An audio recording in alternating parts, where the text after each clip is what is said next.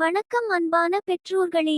நம் வீட்டு குழந்தைகள் அடிக்கடி சளி, இருமல், காய்ச்சல் இல்லாமல் ஆரோக்கியமாகவும் புத்திசாலித்தனமாகவும் சுறுசுறுப்பாகவும் வளர வேண்டும் என்று எல்லோரும் ஆசைப்படுகிறோம். ஆனால் அதற்கான சரியான உணவுமுறை பல வீடுகளில் கவனிக்கப்படாமல் போகிறது. இன்றைய வீடியோவில் குழந்தைகளின் இம்யூனிட்டி பவர், மெட்டபாலிசம், உடல் வளர்ச்சி மற்றும் மூளை செயல்திறனை மேம்படுத்தும் முக்கியமான உணவு பழக்கங்கள் என்ன என்பதை விரிவாக பார்க்க போகிறோம். வீடியோவை முழுமையாக பாருங்கள், ஏனெனில் கடைசியில் தினமும் பின்பற்றக்கூடிய ஒரு எளிய உணவு திட்டத்தையும் சொல்லப் போகிறேன். வாங்க வீடியோக்குள்ள போகலாம். 1. புரதம் குழந்தைகளின் வளர்ச்சியின் அடித்தளம். குழந்தைகளின் தசை வளர்ச்சி, உயர வளர்ச்சி, நோய் எதிர்ப்பு சக்தி மற்றும் ஹார்மோன் உற்பத்தி ஆகிய அனைத்திற்கும் புரதம் அவசியம். பல குழந்தைகள் காலை 2 தோசை, மதியம் சாதம், இரவு 2 இட்லி சாப்பிடுகிறார்கள். ஆனால் அதில் புரத அளவு போதுமானதாக இருக்காமல் இருக்கலாம்.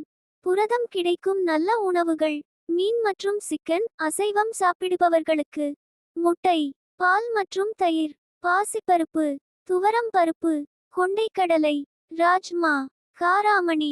தினசரி குறிப்பு: தினமும் குறைந்தபட்சம் ஒரு முட்டை கொடுத்தால் குழந்தைகளுக்கு தேவையான முக்கிய அமினோ அமிலங்கள் கிடைக்கும். 2.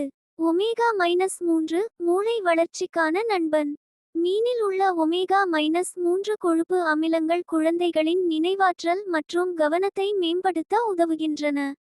வாரத்திற்கு 2 அல்லது 3 முறை சார்டின் மீன், மத்தி மீன், சால்மன் கிடைத்தால் இவை கண் ஆரோக்கியத்திற்கும் நல்லவை. 3. சிறுதானியங்கள் உடலுக்கும் மூளைக்கும் பலம்.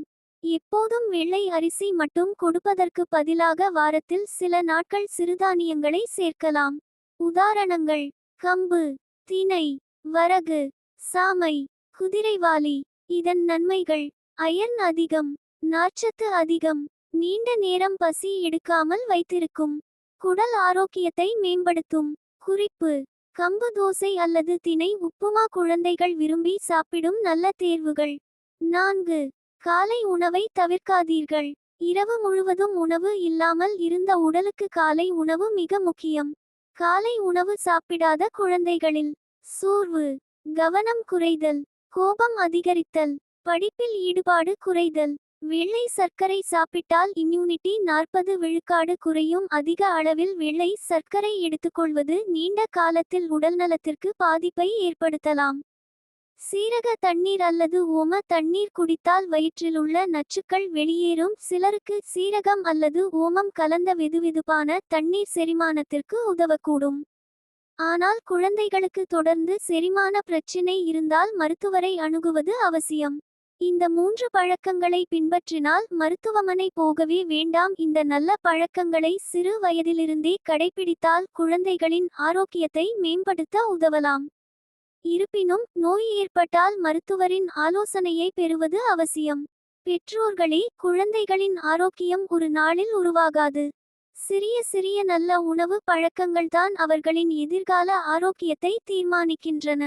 அடுத்ததாக எந்த உடல்நலம் தொடர்பான வீடியோ வேண்டும் என்று கீழே கருத்தில் எழுத மறக்காதீர்கள்.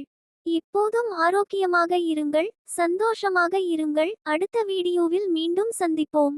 இந்த வீடியோ உங்களுக்கு பயனுள்ளதாக இருந்தால் லைக் பண்ணுங்க, ஷேர் பண்ணுங்க, சேனலை சப்ஸ்கிரைப் பண்ணுங்க. நன்றி, வணக்கம்.